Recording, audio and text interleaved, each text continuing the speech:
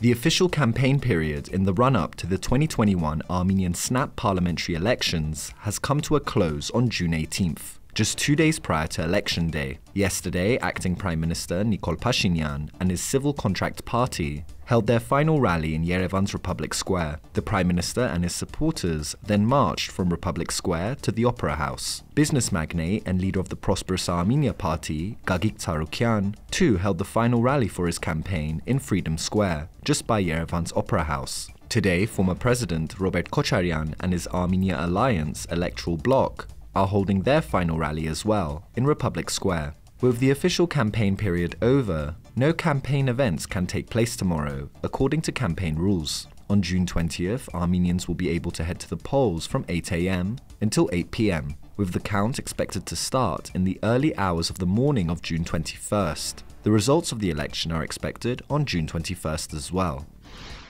And former head of the General Staff of the Armenian Armed Forces, General Onik Gasparyan, has endorsed former President Robert Kocharyan's candidacy. Gasparyan stated that he believes that Kocharyan can take Armenia and Artsakh out of the current crisis. On February 25, 2021, Gasparyan and other generals in the armed forces called on Prime Minister Nikol Pashinyan to resign. Pashinyan and his allies decried the move as an attempted military coup d'etat. Spokesman of the Russian President, Dmitry Peskov, has wished Armenia a successful parliamentary election on behalf of the Kremlin. The ambassador of the European Union to Armenia, Andrea Victorin, too called on all political forces to observe a peaceful election day. In other news, on June 17th, Turkish President Recep Tayyip Erdogan did not rule out establishing a Turkish military base in Karabakh. According to Russian news agency RIA Novosti, Peskov called the establishment of a NATO military base near the Russian border a special cause for concern and a reason to take security measures. Meanwhile, Russian Foreign Minister Sergei Lavrov, in response to this development, stated that he will not comment on something he considers a rumor.